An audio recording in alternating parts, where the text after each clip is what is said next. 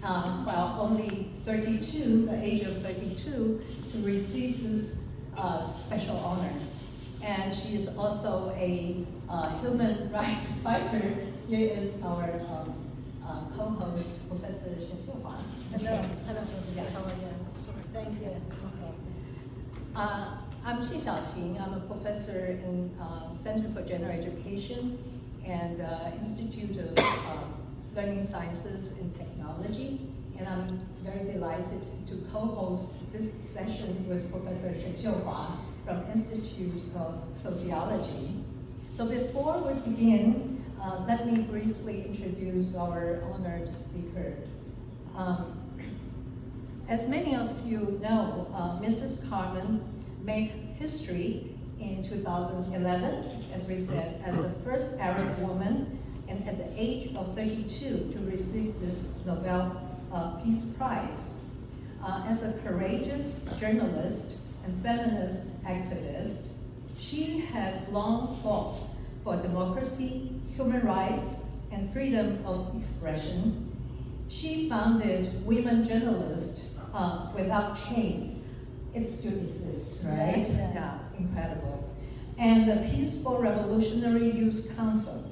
And she had led countless peaceful protests and played a pivotal role in urging the then repressive Yemeni president to step down in 2012. Because of her leadership, she is widely known as the Lady of the Arab Spring and Mother of Revolution. And today, yeah, she's so young, right? She's the Mother of Revolution. And today, Mrs. Kármán leads the توكل Kármán Foundation, which supports community development, education, health, economic empowerment, and women's leadership in Yemen.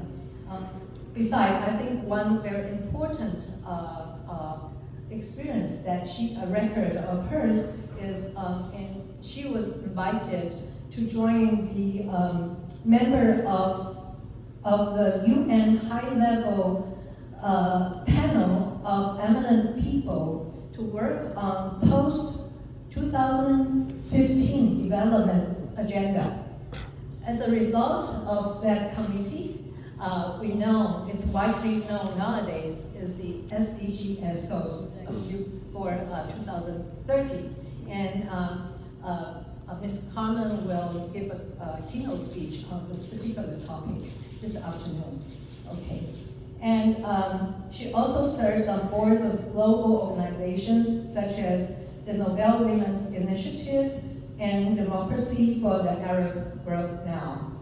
So we can see that I'm really impressed and inspired by the courage, determination, and dedication accomplishments of Mrs. Kármán. So without further ado, please join me in giving her a warm welcome. So do you want to say something before we really start today's session? Yeah. If I make any opening remarks, I will not stop talking. So I advise you to start discussion before opening remarks. In general, I'm so happy to be with you here in Taiwan, to listen to your experience and to tell you also about my experience and to work together for creating a better world for us and for the coming generations. I know this is a small group from faculty and from students, and I want it to be live conversation more than speech and use the censor because we have a very long session. So I will give my remarks there. So take the opportunity to discuss. So I want to know a lot from you about Taiwan, and I want you to ask me anything that maybe you will not be able to do it later. So I think so. Thank you for inviting me. I'm so proud to be with you here. We're really honored to have you.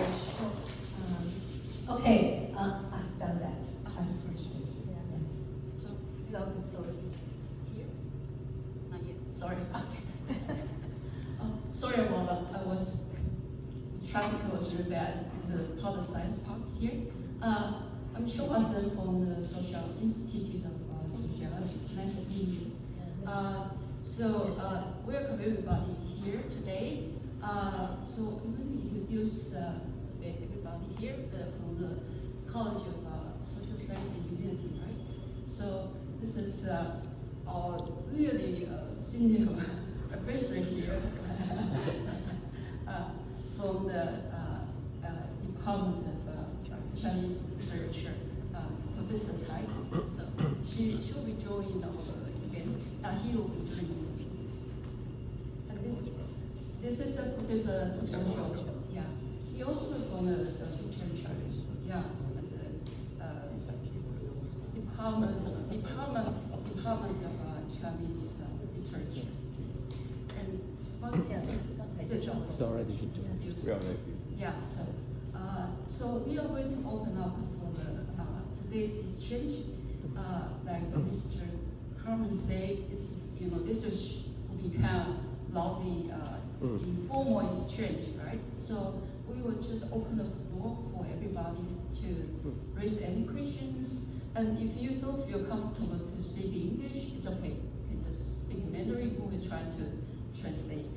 Yeah. So, and already have some students have they raised some, they have some question for us before.